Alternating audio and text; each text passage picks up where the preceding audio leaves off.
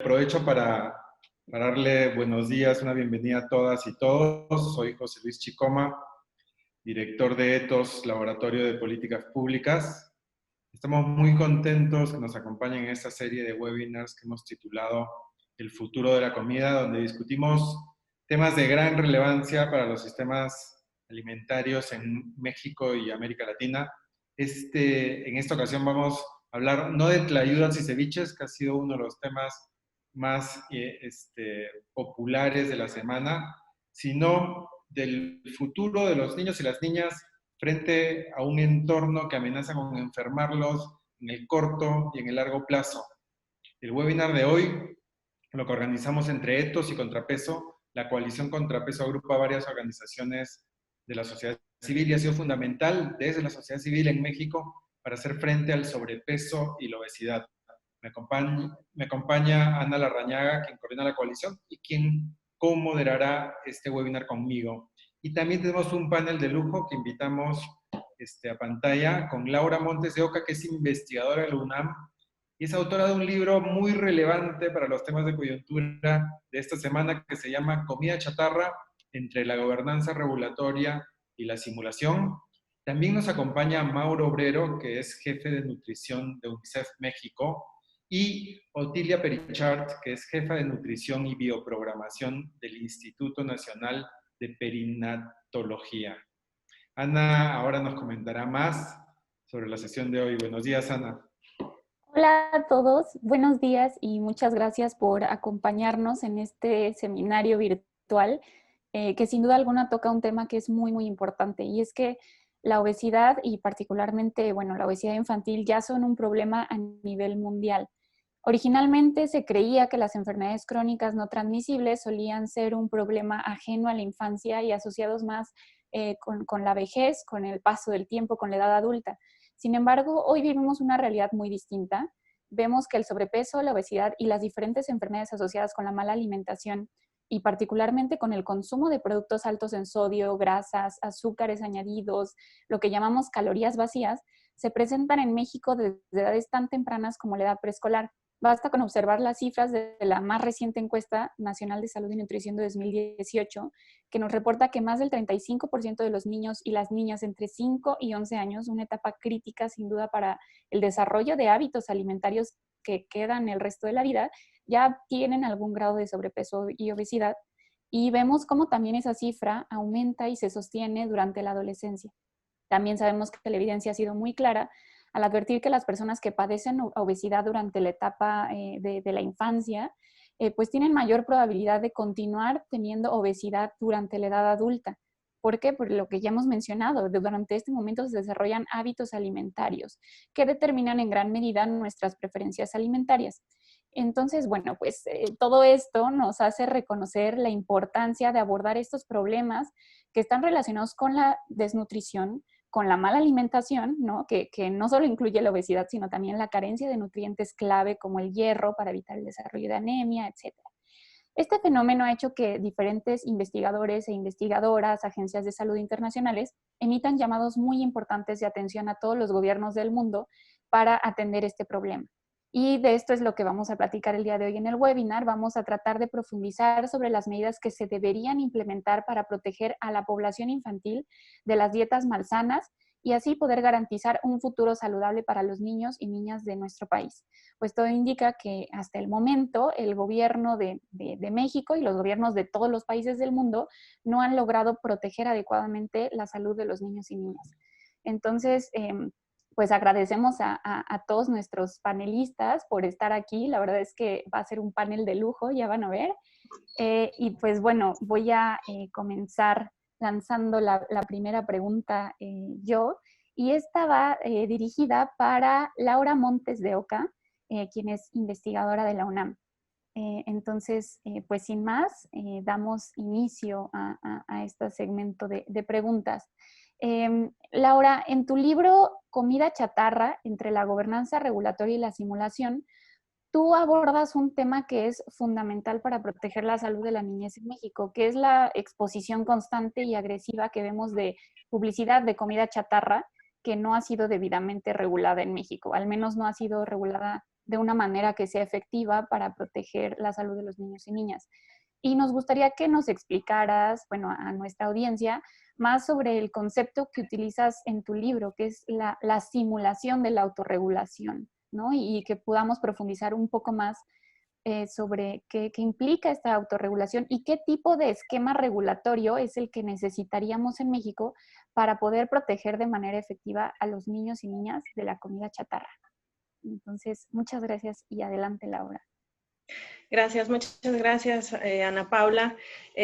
Muchas gracias por invitarme a este espacio. Sin duda, me parece muy importante la labor que en ETOS, Laboratorio de Políticas Públicas y Coalición Contrapeso están haciendo para visibilizar un problema que sin duda, como ustedes lo mencionan en un inicio, parece que se nos está escapando de las manos de quienes toman decisiones públicas en este país y también quienes tomamos decisiones en el ámbito privado. Y bueno, pues también es un honor para mí compartir este panel con notables invitados como es Mauro y Otilia. Y bueno, pues sí, en efecto, estamos frente a una problemática compleja, la cual sin duda autoridades industriales, comerciantes, publicistas, medios de comunicación, padres de familia, todos tenemos responsabilidades en la agudización del sobrepeso y la obesidad infantil en México y por ende, pues el crecimiento de enfermedades relacionadas con esta pandemia. No obstante, también es importante resaltar el papel que tienen las autoridades para garantizar la atención de esta problemática, sobre todo si consideramos un país como México, donde hay altos índices de pobreza alimentaria, porque bueno, no solo es que tengamos niñas y niños con sobrepeso y obesidad, sino que también tenemos infantes malnutridos. Esto obviamente agrava la situación, agrava el problema. Ya que considerando que la población mexicana, la mitad de la población mexicana vive en pobreza, no es difícil imaginar que en las mesas de las familias mexicanas, en muchas mesas se consumen productos baratos y de fácil acceso. Ahí está la comida chatarra, las bebidas azucaradas y también no es difícil encontrar en los pueblos más alejados botanas, refrescos, galletas, todo eso que se está consumiendo y que está sustituyendo dietas más nutritivas, como pueden ser las dietas tradicionales, ¿no? Tampoco es extraño ver que en las ciudades donde hay amplios sectores de trabajadores informales, los cuales tienen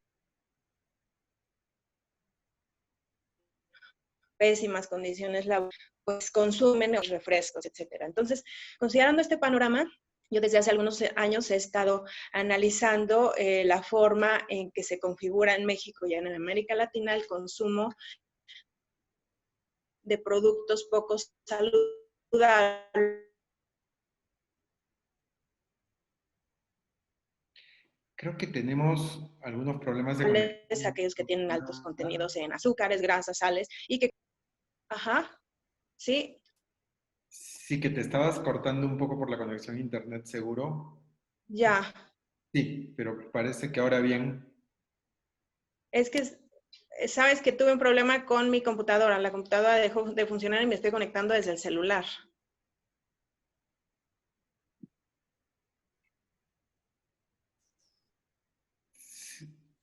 Sí, tal vez ahora le damos la palabra a Laura mientras se solucionan sus problemas de audio y vamos a pasar con Mauro.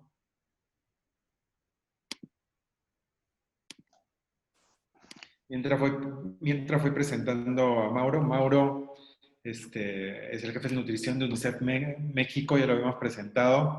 Y Mauro, este mismo año UNICEF ha publicado junto con la Organización Mundial de la Salud y una comisión especial de The Lancet, integrada por más de 40 expertos a nivel global, que los países del mundo están fallando a los niños y niñas para proveerles un futuro saludable o siquiera viable debido a los efectos devastadores del cambio climático y la alimentación malsana, lo cual es una realidad bastante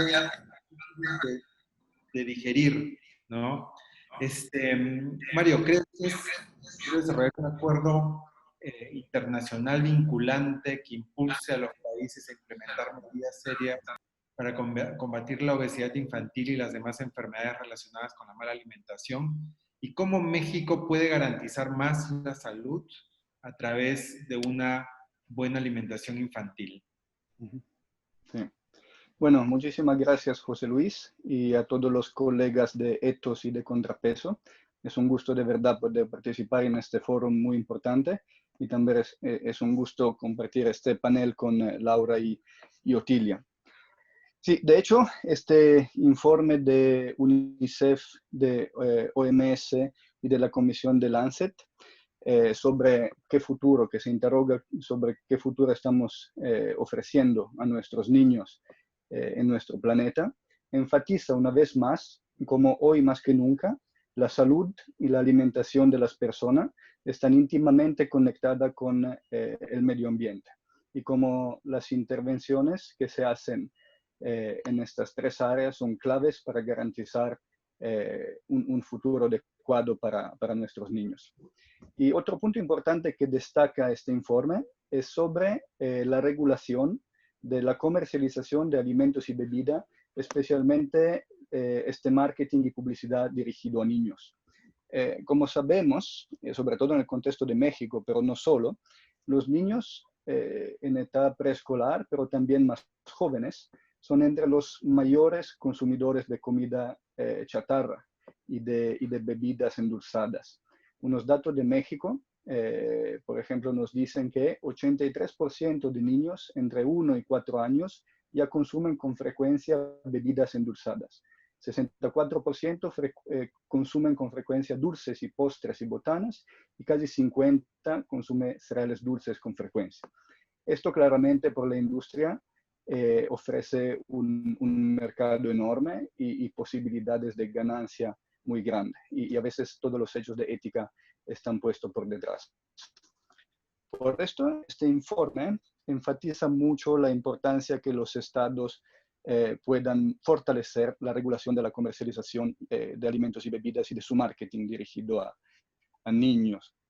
Existen en realidad a nivel internacional unas recomendaciones y unos marcos sobre dieta saludables. Decimos que un convenio marco sobre dietas saludables se estuvo discutiendo en los últimos 2-3 años, pero todavía no se llegó a una conclusión, como se llegó, por ejemplo, sobre el convenio marco de la OMS para el control de tabaco. Pero existe un plan regional en América Latina para la prevención de la obesidad en la niñez y la adolescencia. Sabemos todo que existe el Código Internacional sobre la Comercialización de los Sucedáneos de la Leche Materna. También hay unas recomendaciones que se adoptaron después y una resolución sobre todo subsecuente a este código para poner fin a la promoción inapropiada de alimentos para lactantes y niños pequeños. El problema de todo esto es no solo que esto se adopte efectivamente para la Asamblea Mundial de la Salud, que esto se rectifique por los estados, pero sobre todo que esto se aplique. Fuimos testigos en México durante el sismo de 2017 y también ahora durante la pandemia por COVID-19, que algunas empresas utilizan estos contextos de emergencia para violar el código y enviar ayudas que incluyen comida chatarra y que incluyen sucedáneos de la leche materna. Entonces, el punto muy importante es cómo, justamente preguntaba José Luis, tener un acuerdo que sea vinculante para los estados y para los gobiernos. Y lo interesante es que este informe propone una recomendación que se forme una coalición entre algunos estados que de alguna forma ya han avanzado en esos temas de regulación de marketing de alimentos y bebidas, y que que presenten una demanda frente a la Asamblea General de Naciones Unidas para que se establezca un protocolo opcional a la Convención sobre los Derechos del Niño a nivel internacional sobre las regulaciones del marketing de los productos alimentarios, de las bebidas hacia los niños. Y también este acuerdo debería de ser vinculante. que es, decimos, la parte un poco más compleja. Lo interesante desde México es que México podría ser uno de los países que justamente lideran esta petición internacional, porque es uno de los países donde se avanzó de manera importante. Sabemos que justo recién se aprobó el etiquetado nutrimental frontal. Y para responder a la última parte de tu pregunta brevemente, lo que se necesita en México, yo creo que es seguir con el fortalecimiento de estas regulaciones, también no solo del etiquetado, pero también del marketing digital y en los retail, y sobre todo dirigido a los niños. Y también complementar con una parte que se enfoque más no solo en prohibir, en el qué no hay que hacer, pero en promocionar tal vez unos productores, unas pequeñas, medianas o también grandes empresas que promueven comida saludable, para equilibrar un poco el no con un sí que podemos ofrecer como comida saludable. Gracias. Muchas gracias, Mauro, por por esta respuesta. La verdad es que estamos completamente de acuerdo que esto empieza desde la lactancia materna y no frena con toda la publicidad que sin duda en México y en prácticamente todos los países del mundo es algo que necesitamos reforzar. Entonces es, creo, esperanzador saber que en México vamos empezando por un buen camino, pero que no tenemos que bajar la guardia y tenemos que continuar en estos esfuerzos. Pues muchas gracias. Vamos a pasar ahora con Otilia. Ella, pues ya la presentó José Luis. Ella trabaja en el Instituto Nacional de Perinatología y tiene una amplia trayectoria directa en el frente de batalla, la nutrición clínica, la atención constantemente rodeada de población infantil. Entonces, pues Otilia, nos gustaría preguntarte, a pesar de lo que muestra la evidencia científica sobre los daños causados por el consumo de productos ultraprocesados que no son saludables, es común escuchar que los niños y las niñas no van a sufrir de las consecuencias de una mala alimentación, al menos no en el futuro inmediato, y que por lo tanto es aceptable que los niños y niñas puedan consumir estos productos ultraprocesados que pueden formar parte de una dieta cotidiana en pequeñas porciones, ¿no? Como el mito de las microchatarras. Entonces, pues nos gustaría saber desde tu experiencia, ¿cuáles son los principales determinantes de una mala alimentación durante este periodo infantil y cómo se podría mejorar la dieta infantil para promover la salud durante el resto de la vida? Pues muchas gracias. Agradezco muchísimo la invitación. Muy contenta de estar con ustedes. Gracias, José Luis, Ana, Mauro, Laura. Un placer poder compartir con ustedes algo de las reflexiones que yo tengo y he estado trabajando los últimos años. Y bueno, si hablas de determinantes, pues la alta disponibilidad, ¿no? Y acceso a alimentos de baja calidad, con baja contenido nutrimental y una alta disponibilidad de productos ultraprocesados altos en energía, azúcares, grasas y sodio, ¿no? Dijiste muy bien que desde la lactancia, ¿no? Y quisiera hablar de estos determinantes tempranos que cada vez están jugando un papel más importante en toda esta epidemia de enfermedades crónicas no transmisibles, porque hay el concepto de programación nutricional y metabólica a desarrollar este tipo de enfermedades. ¿Y esto qué es? Que los primeros 1000 días de vida son clave para que aumente o disminuya el riesgo de desarrollar este tipo de enfermedades. Y la nutrición, tanto en exceso o desequilibrio en nutrimentos o insuficiencia o restricción intrauterina de nutrimentos, tienen este efecto hacia enfermedades crónicas, ¿no? Entonces, desde los 1000 primeros días es desde la concepción, o sea, iniciando el embarazo hasta los 2 primeros años de vida. Ese es un periodo crítico de alta oportunidad para hacer intervenciones. Y el primer ejemplo importante es la lactancia materna exclusiva, porque incluso programa la regulación de apetito y saciedad por mil componentes. La alimentación complementaria, que es fundamental, ¿no? Es esta introducción a los alimentos sólidos que también ayuda y puede programar hacia hábitos y preferencias. Si nosotros en la alimentación complementaria metemos azúcares añadidos y empiezo a habituar a ese individuo a consumir o preferir alimentos dulces. Entonces esto empieza muy temprano. Y también los modelos de crianza que pueden ser inapropiados, ¿no? Ese es un determinante importante porque debemos capacitar a padres y a cuidadores.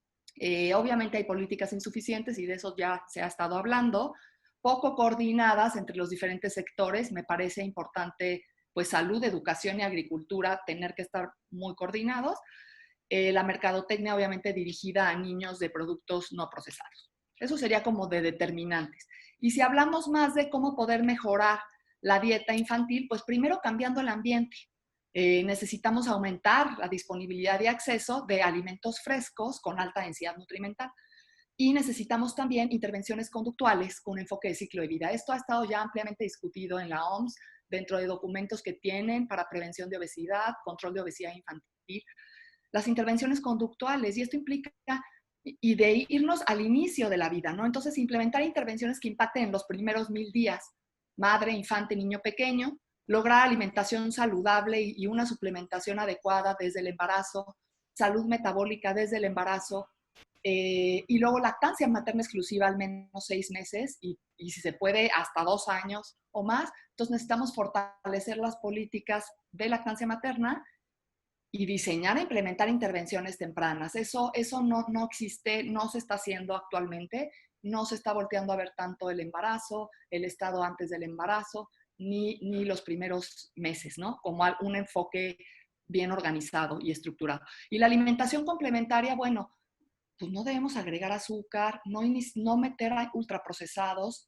Se sabe en una corte que nosotros tenemos pequeña, un primer análisis, 52% de los bebés iniciaron con azúcares añadidos su alimentación complementaria, ¿no? O sea, después de leche materna, lo primero que introdujeron, más de la mitad, fue azúcar añadido. Ni siquiera frutas y jugos, azúcar añadido. Y eso habitúa a sabores dulces y a preferencias, ¿no? Obviamente necesitamos políticas en expendio de alimentos. No puede ser de buena voluntad de cada escuela ni de buena voluntad de las empresas, sino políticas claras en guarderías, escuelas, hospitales y lugares cercanos a escuelas. Y finalmente, políticas educativas, una guía alimentaria nacional clara, visual y que hable de calidad de alimentos, ¿no? Porque se está quedando corto y no llega a todo el mundo. Podemos hacer uso de mercadotecnia social para esto, para mensajes claros de la alimentación a todos, ¿no? Enfoque en las familias, no es un proceso individual, no se trata la obesidad infantil ni se previene en los niños, dirigido solo a los niños, sino es un enfoque familiar y escolar. Y en el área de salud creo que es importante hacer énfasis que se ha hecho un enfoque totalmente curativo, ¿no? No hay un sistema de salud preventivo. Necesitamos cambiar a un enfoque de medicina de estilo de vida, porque la alimentación impacta la obesidad, la hipertensión, el síndrome metabólico, la diabetes, la impacta. Entonces, si no hablamos de alimentación dentro del sistema de salud, pues es difícil, ¿no? Entonces, capacitar a profesionales de la salud en esta parte de consejería en alimentación y también integrar nutriólogos. Muchísimas gracias, Otilia, por este panorama tan amplio que ha abarcado tantas cosas que tenemos que hacer. La lista de temas que he apuntado que son relevantes es muy larga, pero desde la importancia de los 1000 días, algo que nosotros siempre enfatizamos y por eso hacemos este tipo de webinars, es una visión de políticas coordinadas que tenga esta estrategia más sistémica de la alimentación. No es salud por un lado, educación y agricultura por otro, sino es todo coordinado inclusive con medio ambiente, para darle inclusive algo que se está hablando mucho a nivel global y que en el futuro se va a tener que implementar y que tiene relación con lo que has mencionado, que son dietas saludables, con guías alimentarias muy claras, pero que también promuevan dietas alimentarias y sostenibles a la vez con el planeta, porque ya no nos podemos dar el lujo de no considerarlo. Muchas intervenciones conductuales y muchos temas más que estoy seguro que van a generar conversación y discusión en este webinar. Y ahora sí me cuentan, gracias Otilia, ahora sí me cuentan que Laura se podría conectar para continuar con su intervención inicial. Sí, aquí estoy nuevamente. Gracias. Sí, gracias. Y bueno, una disculpa, hace rato algo pasó con la tecnología, ¿verdad? Bueno, para cerrar un poco la idea que estaba planteando hace un momento y retomando lo que mencionó en particular Otilia sobre la buena voluntad, o sea, no es una cuestión de buena voluntad y justamente por eso no funciona la autorregulación en nuestro país y por eso en nuestro país y en general en el mundo, la autorregulación de este mercado, justamente porque no es una cuestión de buena voluntad, ¿no? Vivimos absorbidos por un sistema económico capitalista que se basa en la acumulación, la ganancia. Entonces vemos ahí que están los industriales, los productores tratando de convencer al público, a los consumidores de que justamente adquieran sus productos, y de ahí que es imposible pensar que los códigos que tienen lineamientos éticos, como el Código de Autorregulación de Publicidad de Alimentos y Bebidas, conocido en México como Código PABI, o algunos otros lineamientos como el que se intentó hace algunos años en 2 ocasiones para prohibir o regular la venta de alimentos no saludables en las escuelas, pues ha resultado un fracaso justamente por eso, ¿no? Porque la mentalidad económica impide que justamente estas acciones de buena voluntad sean operativas, ¿no? O sea, les digo, a los industriales, a los productores, lo que les interesa justamente es incrementar sus ganancias, ampliar su mercado, y para eso, bueno, pues buscan cualquier cantidad de mecanismos de mercado, de tratar de hacer productos no más saludables, evidentemente, sino productos que generen, muchos hablan de ciertas adicciones, ¿no? Por la combinación de ingredientes que tienen, y que, bueno, los ingredientes obviamente no son los más recomendables para, sobre todo pensando que estos productos en estos productos existe un sobreconsumo. Entonces, bueno, mi reflexión tiene que ver con eso, con cambiar, digamos, ustedes hablaban de generar políticas integrales, eso estoy de acuerdo, pero también tras de eso existe una mentalidad, tenemos que cambiar la mentalidad económica, digamos, o la mentalidad social que tenemos como toda población, porque estamos pensando que lo que nos interesa es la ganancia, lo que nos interesa es los intereses personales sobre los intereses generales, ¿no? Entonces, por eso es importante tener esquemas regulatorios con incentivos y con controles, y eso ya lo mencionaba Mauro en su intervención, para que sean efectivos. Tenemos que pensar en el bienestar de la humanidad, y para ello tener controles e incentivos que no solo sea un no a la producción, sino un sí a la producción de ciertos alimentos. Y Laura, muchas gracias por tu participación. Y ese es como uno de los grandes retos, ¿no? Desde un inicio, cómo se desincentiva el consumo de productos que son nocivos para la salud, pero el gran reto del futuro es ¿y cómo hacemos asequibles y accesibles productos que sí van a ser saludables? Y ahí tienen que haber unos cambios más coordinados a nivel de políticas sistémicas. Muchas gracias. Y también el énfasis que le diste al tema de autorregulación, no solo pasado en México, sino también en Estados Unidos, esta campaña que Michelle y Barack Obama empezaron en algún momento de Let's Move, inicialmente estuvo encaminada a mayores regulaciones, no tuvieron el momento político para poder impulsarla según sus propias palabras, y terminaron haciendo una campaña más de promoción de ejercicios que en retrospectiva ellos consideraron insuficiente en varias formas para poder reducir el consumo de productos nocivos para la salud. Y ahora pasamos rápidamente a una pregunta que nos gusta hacer en esta serie de webinars que se llama El futuro de la comida, porque ya hemos compartido un panorama bastante amplio y muy interesante, en parte desesperanzador, pero nuestra siguiente pregunta por eso se enfoca a visualizar el futuro, en este caso de la niñez, ¿no?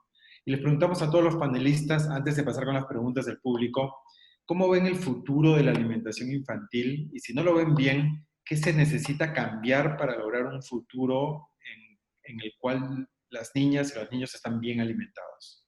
Y tal vez empezamos en el orden original, con Laura, después con Mauro y después con Otilia.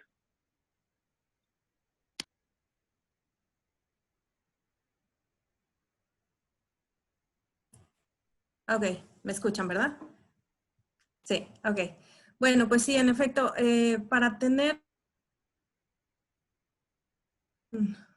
un futuro más promisorio para los niños, es importante lo que ya mencionaba Otilia hace un momento, de cambiar los ambientes, ¿no? O sea, no podemos seguir propiciando estos ambientes obesogénicos, y también no podemos seguir pensando que es normal que los niños consuman azúcares añadidos desde pequeñitos, generarles estos hábitos alimenticios, y para ello pues tenemos que tener en nuestras mesas, tener en nuestros centros comerciales estos alimentos saludables, ¿no? Es importante que se generen políticas públicas que propicien la producción, el consumo, la comercialización de productos sanos, de productos con ingredientes saludables, que se genere esta conciencia en los consumidores. Hace un momento en las preguntas, que seguramente vamos a regresar a ellas al final, de quienes están participando, hablaban de estas campañas de sensibilización, ¿no? O sea, qué tan buenas o no pueden ser estas campañas de sensibilización hacia los consumidores, ¿no? Es importante que los consumidores tengan conocimiento de que lo que están consumiendo, de los productos que tienen a su alcance, no son los más saludables, no son los más recomendables. Entonces siempre es importante generar estas estrategias para sensibilizar al mercado, al público, y de ahí, bueno, generar este tipo de estrategias coordinadas, como decía hace un momento, no solo de prohibición, sino también justamente de tratar de alimentar justamente una buena alimentación. Muchísimas gracias, Laura. Mauro, por favor.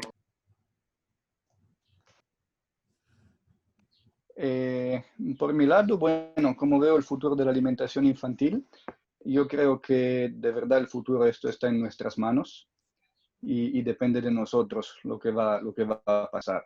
El cuadro es muy contradictorio, porque por un lado la situación actual está un poco un desastre, porque si vemos el estado nutricional de los niños en México, sus prácticas alimentarias, sus prácticas de actividad física, es un poco desesperante. Por el otro lado, yo creo que en México tenemos algo muy importante, que es la voluntad política y también el entendimiento de la situación y una voluntad del cambio. Hay una sociedad civil muy fuerte, como no es el caso en muchos otros países. Hay una academia de altísimo nivel y muy comprometida también a nivel social y político. Y también están las Naciones Unidas, que están muy unidas entre ellos, FAO, OPS, UNICEF, para apoyar. Yo creo que sería importante empezar un discurso enfocado en la cuádruple carga de la mala nutrición. Porque muchas veces pensamos en la triple carga, desnutrición, deficiencias en micronutrientes y sobrepeso, obesidad, pero la cuádruple ahora nos llega con el impacto ambiental, que también nos está llegando las consecuencias de nuestras acciones hacia el ambiente. Y hoy hay unos movimientos liderados por jóvenes que son muy importantes, muy preocupados por el ambiente, y creo que hay que llevar este discurso de alimentación y de la nutrición en estos movimientos con una visión de ética y de largo plazo. Y eso tiene un potencial enorme. Pero por otro lado, no podemos dejar toda la responsabilidad a los jóvenes. Yo creo que nosotros tenemos que abrir camino y tal vez apoyar estos movimientos para que tengan incidencia política en los contextos que se necesitan. Y de manera muy, muy práctica también hay unas acciones que se están empezando ahora en México después de durante la pandemia por COVID-19. Por ejemplo, esta campaña sobre alimentación saludable y sostenible, yo creo que es importante apoyarla por todos los lados. Esta idea sobre una nueva materia de enseñanza en escuelas primaria y secundaria de vida saludable, donde se enseña la nutrición y la alimentación.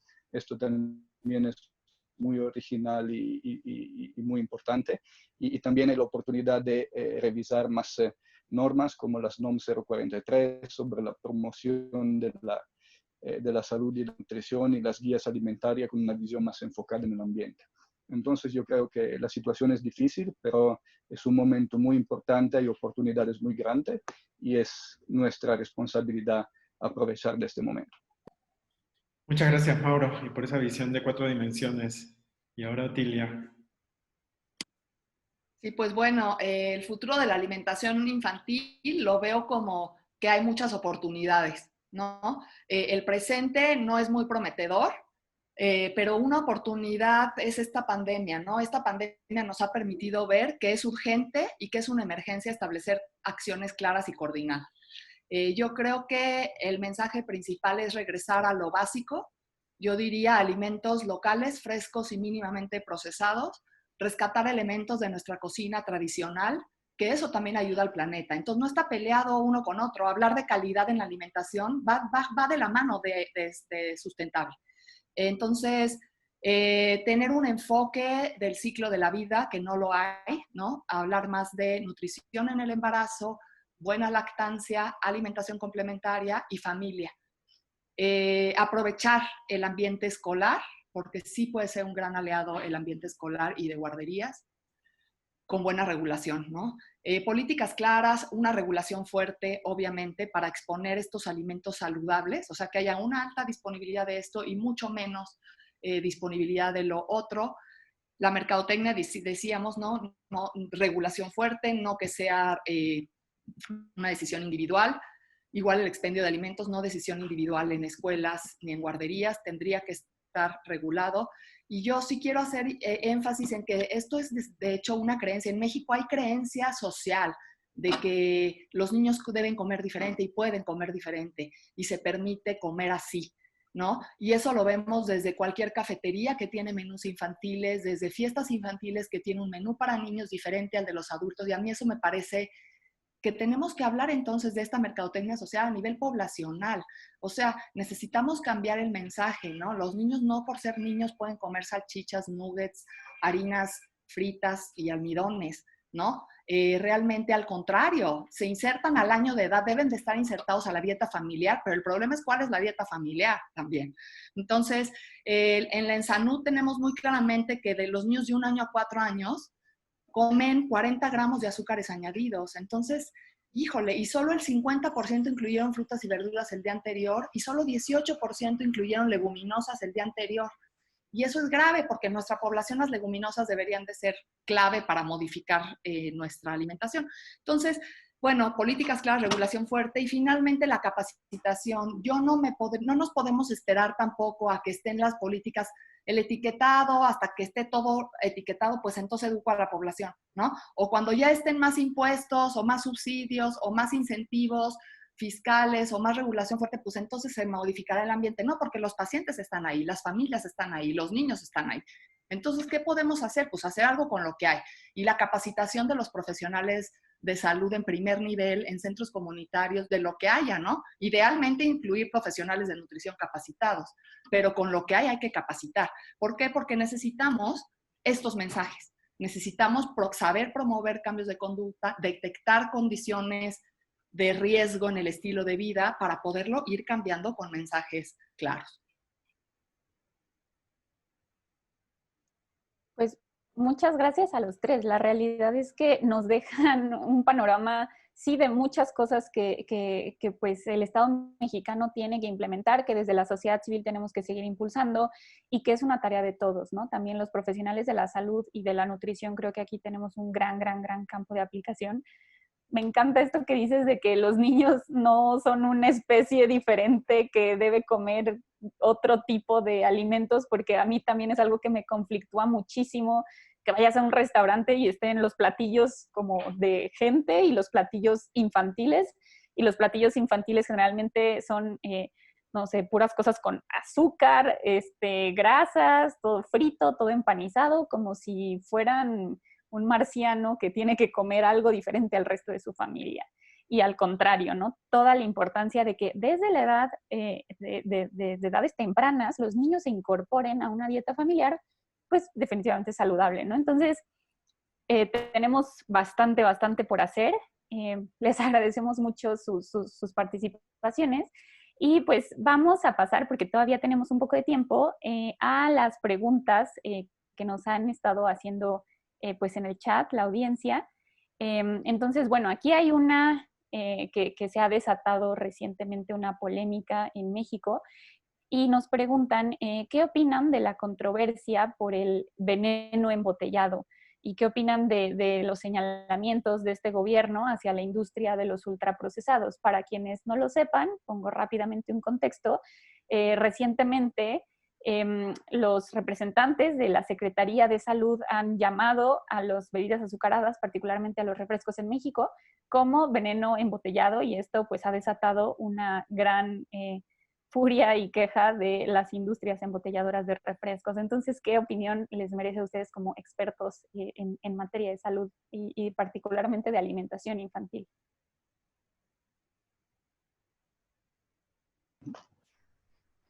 Sí, muchas gracias. Es una cuestión muy interesante.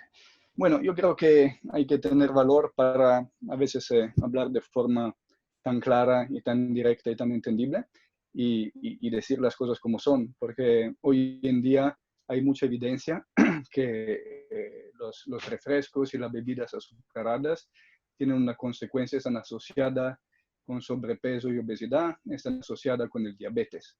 Y también hay evidencia que no solo son veneno para las personas, sino también por el ambiente. Hay un informe, creo que salió muy recién de Lancet, donde se habla sobre la cantidad de agua que se necesita para producir una botella de refresco, ¿no? Empezando desde las plantaciones de azúcar. Son entre 400 y 600 litros que se roban al medio ambiente.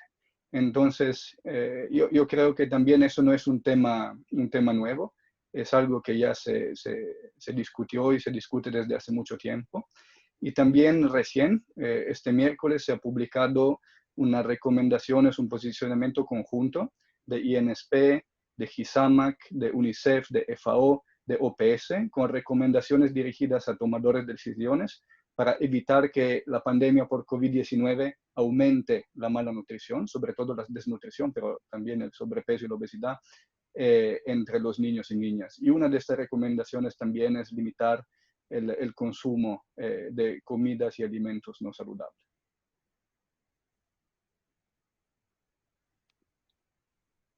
Pues bueno, yo pensaría que llamarle veneno es una de las formas, ¿no? Pero está clarísimo que el consumo de bebidas azucaradas y refrescos está asociado a sobrepeso y obesidad, clarísimo. Y también muy importante es que va más allá de la energía que pueden aportar las bebidas. O sea, no, el efecto no nada más es por la energía extra que te puede causar consumir esta azúcar líquida que te cabe más energía de una manera líquida, sino que también hay otros mecanismos metabólicos que están involucrados en esta carga, ¿no? O sea, los refrescos que tienen este alto contenido de fructosa, otros tipos de jarabes, y una alta carga glucémica, que es que elevan la glucosa mucho más que otras. Digo que el aporte lo que hace es aumentar la glucosa después de su consumo de una manera alta, ¿no? Esa sería alta carga glicémica. Y se asocia, todo esto tiene mecanismos biológicos de inflamación, de resistencia a la insulina, con obesidad abdominal y visceral, disfunción de la célula beta, si es una célula beta del páncreas, si es una exposición continua. Entonces, pues si hablamos de que todo esto es dañino para el cuerpo, pues veneno puede ser una de las formas de decir. Totalmente de acuerdo. A mi parecer también es una forma de llamar a estas bebidas y que pues sin duda se necesita pues de tener mucho valor para llamar las cosas como son, y más en un país como México, que durante años ha sido de los principales consumidores de bebidas azucaradas, y vaya que estamos pagando el precio por serlo. Lo vemos todos los días en las cifras de salud y de complicaciones por COVID-19. Tenemos otra pregunta aquí que está muy dirigida a Otilia y nos dicen: se sabe que desde el seno materno el ser humano busca el sabor dulce. ¿Consideras que si no se habitúa al niño o a la niña en los primeros 1000 días al sabor dulce, no lo hará cuando sea mayor? Bueno, al seno materno más bien se sabe que la leche materna tiene sabores distintos de acuerdo a la dieta que tiene la madre y es como muy individual.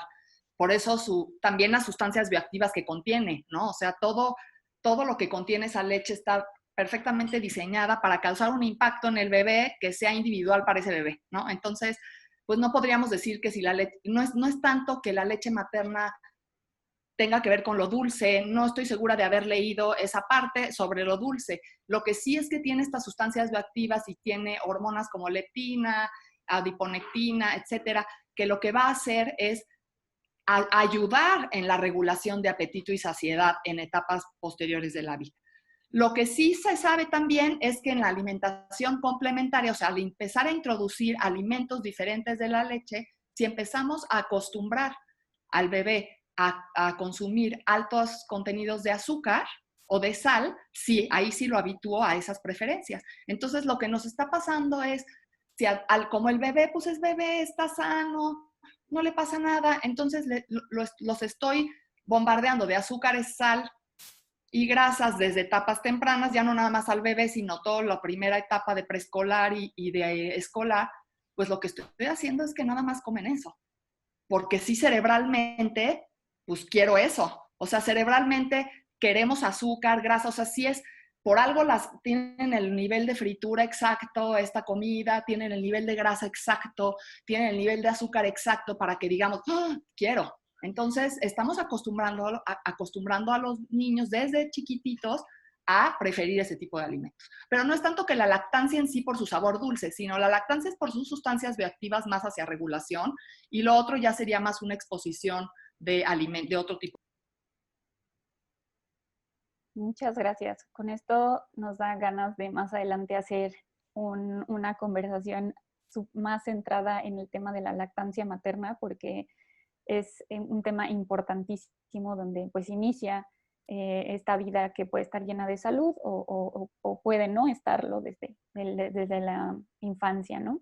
Tenemos aquí otra pregunta, que esta sí está dirigida específicamente a Mauro, y nos preguntan, que ya nos mencionaste un poco sobre GISAMAC, pero nos preguntan qué otras acciones en concreto está impulsando UNICEF o planea impulsar UNICEF en México, además de apoyar el etiquetado frontal de alimentos. Sí, gracias por esta pregunta. Estamos trabajando con varios aliados a nivel de la academia, por ejemplo, INSP, Universidad Iberoamericana, FUNSAED, sobre distintos temas que forman un poco el puzzle de los entornos. Estamos trabajando para levantar evidencia sobre el marketing digital dirigido a niños y también el marketing en retails. Trabajamos también en un informe donde México contribuyó mucho, un informe a nivel regional. Hacemos también acciones de abogacía, intentando crear coaliciones entre Naciones Unidas, sociedad civil y otros aliados para favorecer la adopción completa y la implementación del código sobre la comercialización de los dulces de la leche materna. Y también intentamos, cuando es posible, informar sobre las violaciones que ocurren y para que se tome acción sobre estas. También un entorno importante en donde trabajamos es el entorno en escuela. Estamos tomando una evaluación de la estrategia de salud escolar. Bueno, esto era antes del COVID, ahora tal vez las cosas están cambiando un poco, pero estamos trabajando en esto. Y también un proyecto para promover el consumo de agua de los bebederos escolares, garantizando también la calidad del agua. Y también un proyecto en las escuelas de tiempo completo para mejorar los menús escolares, para que incluyan comida saludable en los varios ambientes de México, que son muy distintos, entonces basado en la comida que es disponible en los contextos. Y todos estos programas son junto con Secretaría de Salud, y la idea es que se puedan también escalar si tienen éxito. Y también a nivel del sistema de salud y del sistema comunitario, recién estamos empezando una evaluación de todos los servicios de consejería de nutrición, por ejemplo, que se hace a nivel de atención de salud primaria, para asegurar que, no sé, cuando llega una familia con niños que tienen sobre todo desnutrición, que sean identificados y aconsejados adecuadamente y seguidos bien en el tiempo. Y en último, comunitaria también, para que a través de las visitas domiciliares también se provea este tipo de apoyo. Estos son unos entre los apoyos que estamos dando en México. Gracias. Muchas gracias. Aquí tenemos todavía más comentarios. Nos hablan sobre la importancia de los huertos escolares como una herramienta educativa para los niños y las niñas, lo cual estamos completamente de acuerdo. La importancia de conocer nuestros alimentos, desde ver cómo crecen nuestros alimentos, creo que es algo que todos deberíamos de crecer pudiendo ver eso, tocando eso. También nos dicen, sí, por favor, hagan un webinar de la importancia de la lactancia. Muchas mujeres no tienen idea de que dar fórmula y lactancia pues son cosas completamente diferentes. Entonces, definitivamente nos vamos a animar a hacer uno sobre lactancia. Y bueno, por aquí tenemos otra pregunta que iba dirigida a Laura, sin embargo, ella pues está teniendo problemas de conexión, sin embargo, yo la puedo responder, está dirigida sobre la regulación de lo que se vende en las escuelas y nos dicen, aun cuando existen leyes aprobadas para regular la venta de alimentos en escuelas, ¿cómo hacer cumplirlas si se carece de reglamentos para aplicar sanciones? Y pues la mayoría de las veces se requiere de legislaciones locales que dependen de decisiones políticas en las que se meten los intereses de varios sectores. Bueno, sobre esto uno comentaría que lo que tenemos actualmente regulando lo que se vende en las escuelas son lineamientos, no lo tenemos como tal por una ley que nos diga qué es lo que no se puede y sí se puede vender. Entonces, de entrada, no es una legislación a nivel federal, son unos lineamientos que la realidad es que son lineamientos que son pues bastante sólidos. Me parece que estuvo trabajando en ellos el Instituto Nacional de Salud Pública hace ya varios años. El problema, como bien lo mencionan, es la falta de cumplimiento de estos lineamientos. Y creo que aquí algo que sí mencionó Laura es cómo el cumplimiento de esto no debe depender únicamente de sanciones, sino también cómo damos incentivos para que las escuelas lo implementen, ¿no? Porque muchas escuelas, pues, dependen, ¿no? Muchos de sus ingresos, pues, de la venta de productos porque tienen otro tipo de carencias. Entonces, también creo que se puede dar unos incentivos a las escuelas para que hagan algo saludable. Y aquí le voy a dar la palabra a Otilia, que está levantando la mano. Gracias. No, nada más decir que muchas veces, o sea, la escuela, en escuelas privadas particularmente, también hay la problemática de la presión de los padres. La presión de la comunidad de padres de familia de por qué no le va, con esta misma creencia social de que darle lo que sea al niño y lo que él quiere es lo adecuado y no importa si toman azúcares y pues no pasa nada con la chata. Entonces, la presión de los padres de no podemos, ay, ¿cómo no vamos a vender esto? Ay, ¿cómo no van a vender lo otro? Presionan a la escuela y la escuela dice, ay, pues no me voy a meter en líos y que cada quien se haga responsable. Entonces, creo que ahí va, tiene que ir ligado también con estas campañas de creencias y de lo que es alimentación saludable y la importancia de la nutrición.